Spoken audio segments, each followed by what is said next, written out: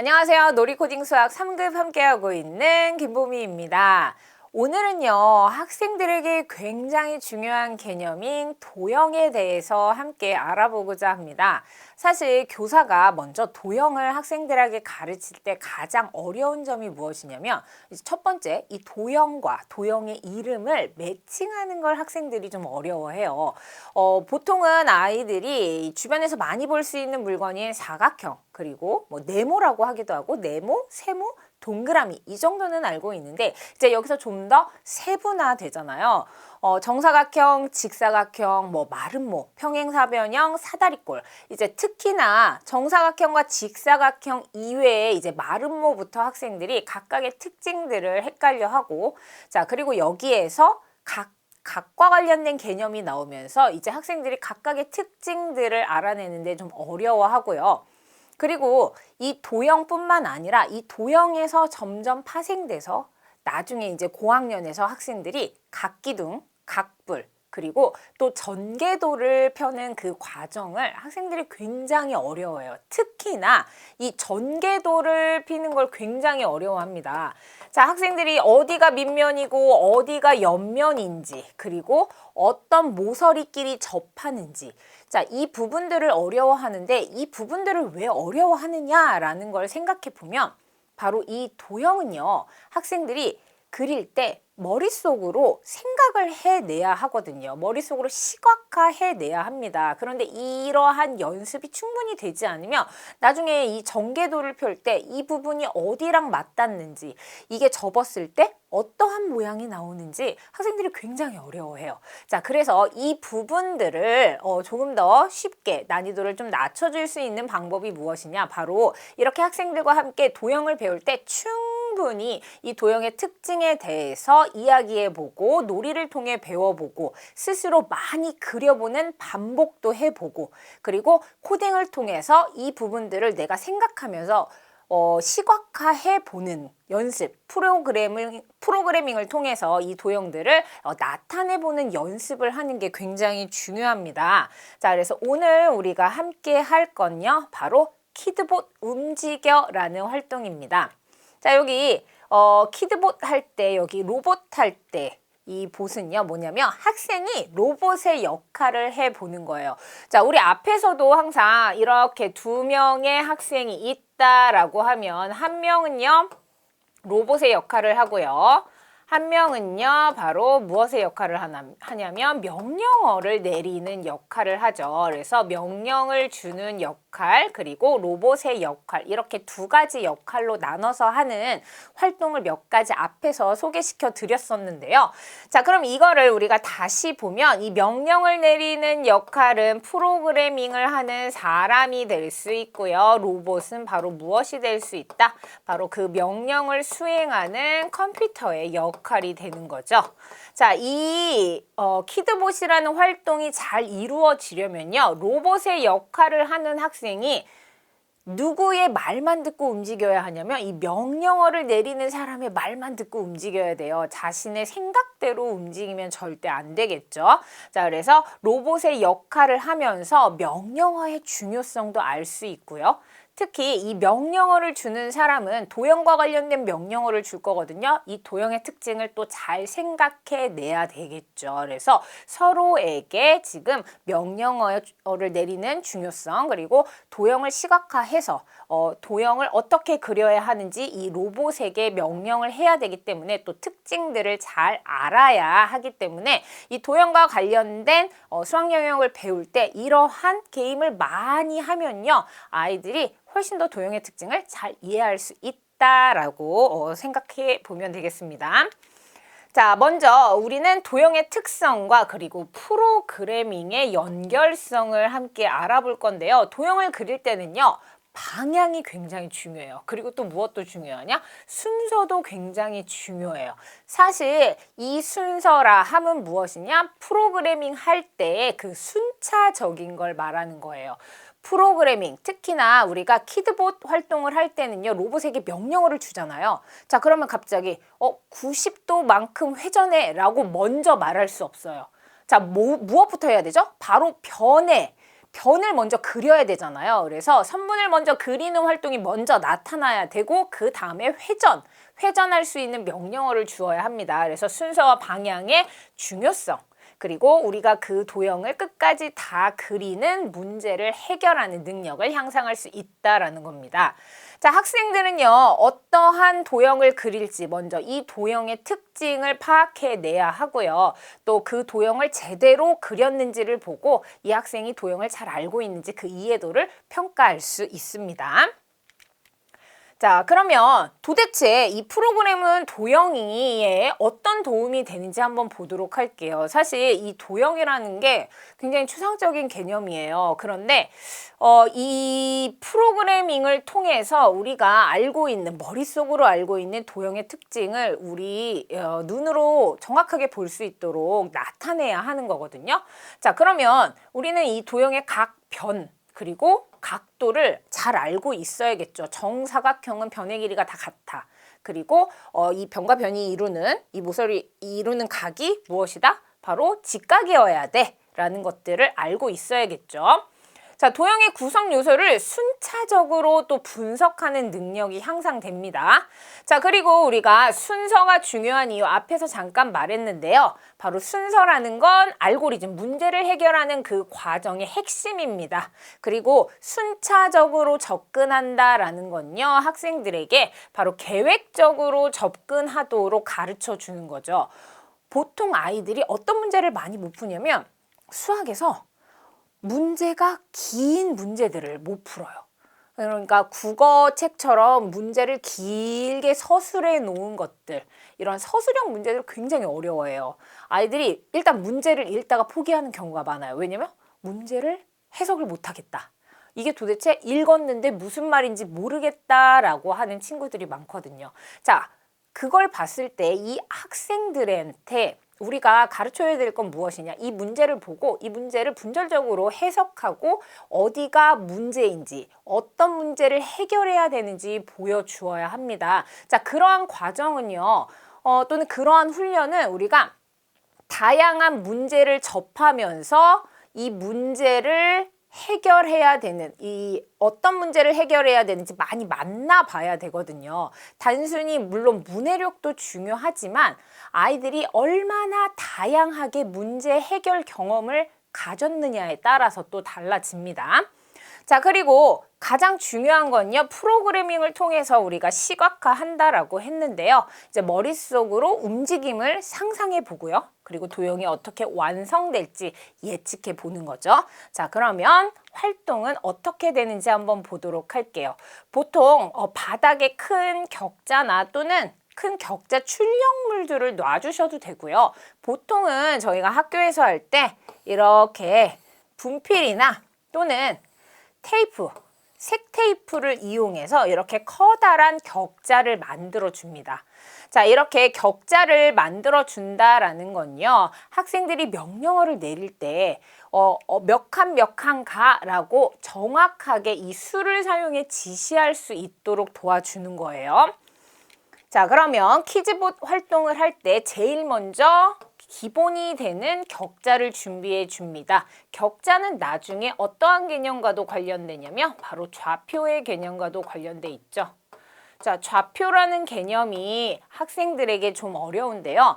나중에 코딩을 하다 보면 이 좌표라는 개념이 굉장히 익숙해집니다. 왜냐면 이 좌표 안에서 오브젝트를 우리가 위치시키게 되는데, 위치의 변화를 줄 때 X축으로 얼마, Y축으로 얼마, 이런 식으로 위치를 학생들이 스스로 이 감을 잡을 수 있도록 해주는 아주 중요한 선행학습과 같다라고 우리가 볼 수 있어요. 그래서 격자 활동을 많이 해주시면 학생들이 나중에 좌표의 개념을 자연스럽게 인식할 수 있다. 자, 바닥에 큰 격자에서 학생들이 직접 움직이는 거예요.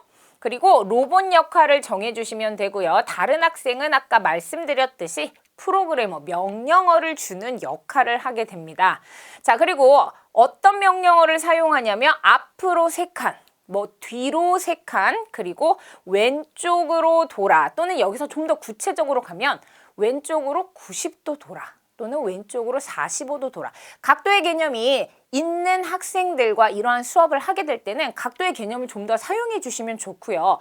또는 각도의 개념이 아직 미숙한 학생들과 함께 이 활동을 할 때는요. 몇 가지 먼저 가르쳐 주시고 하셔도 좋고 또는 명령어를 아주 단순하게 해석하게 해주시면 좋아요. 나중에는요. 말뿐만 아니라 기호를 통해서도 학생들을 움직일 수 있도록 하는데요.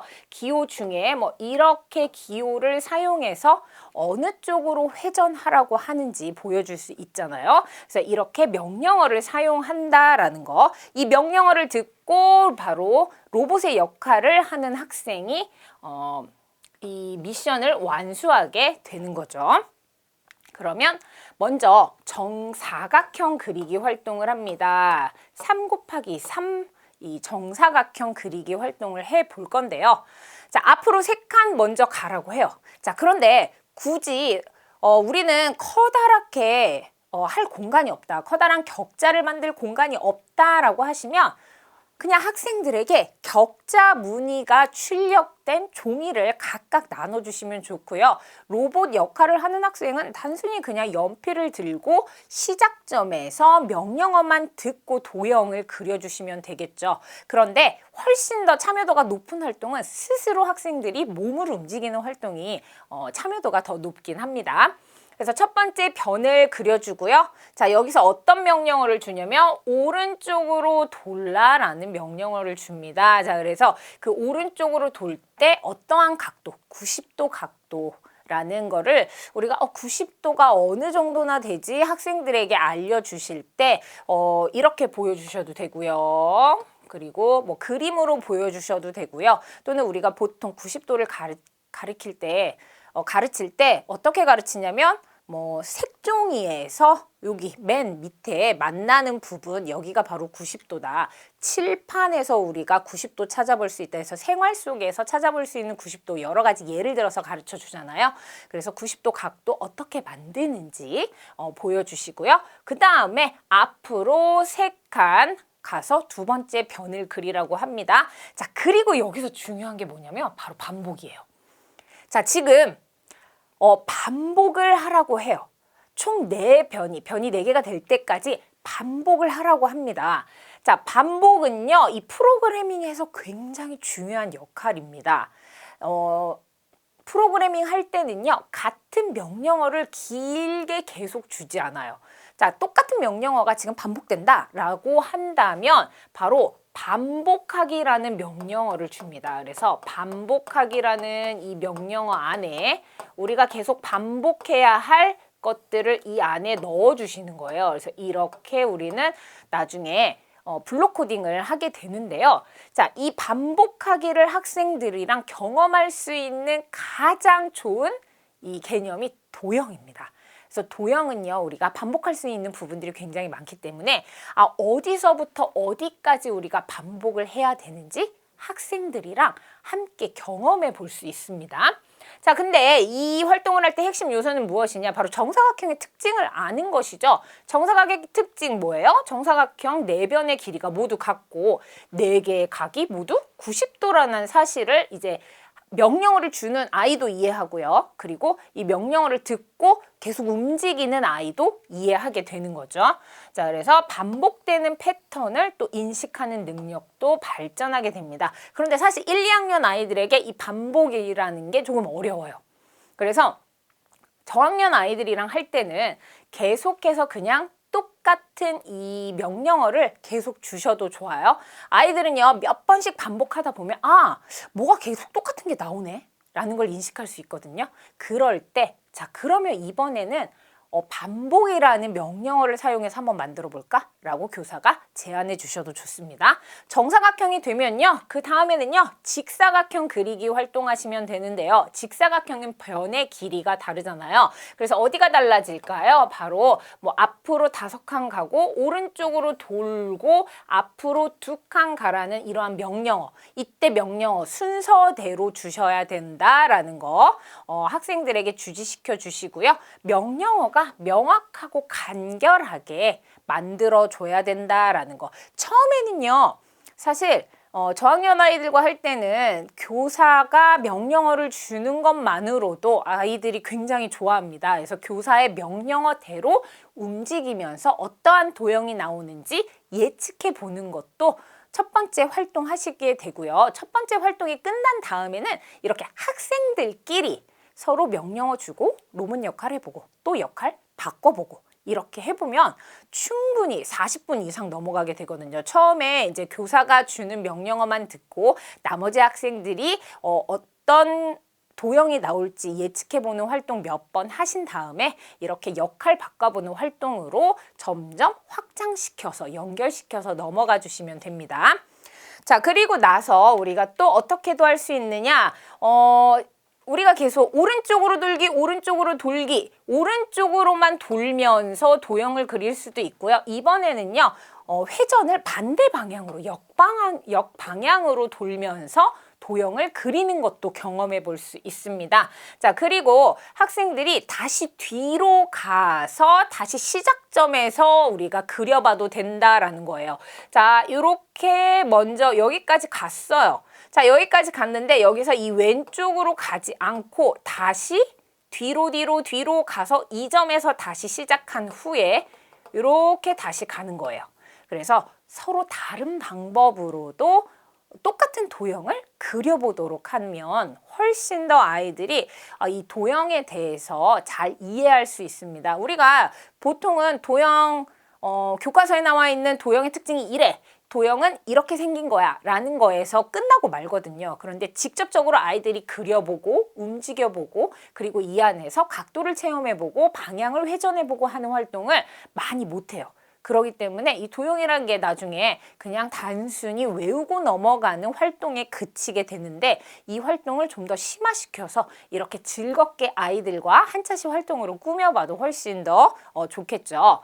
그리고 도형 변신 로봇이라고 하나 더 소개할 건데요. 자, 이건 뭐냐면 학생들에게 만들어진 도형 조각을 먼저 제공하는 거예요. 칠교 아시죠? 그래서 칠교판에 나와 있는 그 도형들을 아이들에게 제공하고 선생님께서 지시를 내려주시는 거예요. 집이나 배나 고양이 같은 모양을 만들어서 먼저 보여주시고 그 다음에 이걸 이제 먼저 보여주시고 말로만 아이들은 교사의 지시만 듣고 똑같이 만들어내는 거예요. 그래서 큰 세모를 아래에 놓으시고요.